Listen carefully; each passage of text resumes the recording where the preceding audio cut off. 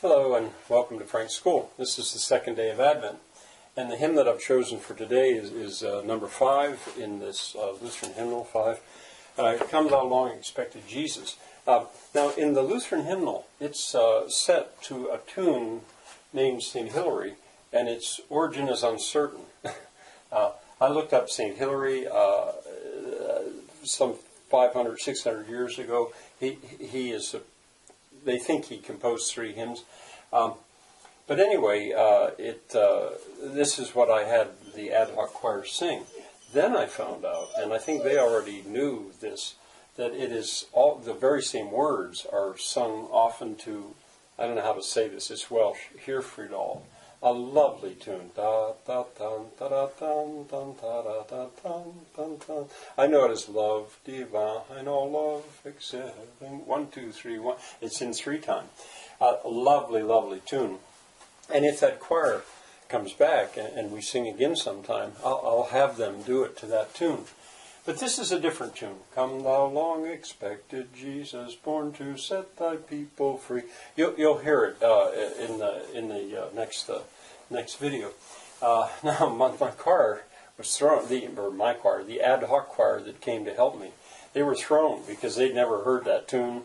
They'd never sung it like that, and so we don't go a cappella. We tried to, but it was rough. I mean, plus I gave him no mercy. I wanted him to sing it fast. So you're going to hear it with me on piano, which it doesn't sound as good, but so it is. Now the the first stanza goes like this. It's in. It says 8787. That's the number of syllables. As I've said before, I'm not sure how useful that is, because the stress as a poem, it matters where the stress is. So, come thou long expected Jesus. That would be dactylic. Da, strongly, da da da. There's 4. Born to set thy people free. This is dactylic. Born to set thy people free. From our fears and sins release us. Let us find our rest in thee. Now see, it doesn't have the weak beat on the end here. That's what makes these 7s. Israel's hope of all, dear desire, joy of it. Yes, this is dactylic. And the rhyme scheme is A, Jesus, release us. Jesus. That S. I have never figured out, some people say it as a Z, Jesus. That's the way I say it. Jesus. Some as a true S. Jesus, release us. It looks to me as if Charles Wesley must have maybe pronounced it Jesus. This is B, this is V. And so it goes on like this. So this would be dactylic tetrameter with a rhyme scheme of A, B, A, B, C, D, C, D. And on it goes. A word about Charles Wesley. He was of a family. There was Samuel Wesley, there was John Wesley.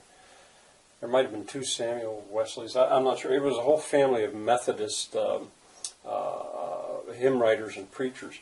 Very, very famous. He composed 6,000 hymns, I think. And his brothers and his father, I think they did too. But anyway, here's when he lived. All right, the sentence that I'm going to diagram, I don't find in this text a vocabulary word that there would be a new word that you wouldn't immediately know. But I choose this sentence to diagram. So in the next shot, I'll have the diagram on the board for that. So I'll see you very soon. Okay, I've erased the board and then redone this. There's the sentence that I'm going to use, and I feel like standing in the way of this, so you could first try to diagram it yourself without giving you the pattern. But there it is. There's the pattern. This is interesting. This one might have you scratching your head for a while. The simple subject. You have to go all the way here to find a simple subject. Thou. And I don't capitalize it because it does not start the sentence. Thou art. Now here we have that archaic agreement once again. This is not used in modern English. We would say you are, but thou art. Second person. I call it familiar. I'm not so sure if I think that's right, as opposed to formal. It's hard to say. Anyway, what we've got is a compound predicate nominative. Thou art four things, and actually one of them is also compounded. So you could say five. But there's no conjunction here. Thou art Israel's strength. Well, strength or strength and consolation. You're those two things. Thou art those two things. And they're joined, and Israel's. Now, at first I brought these together and put Israel out here. Israel's modifies both of those.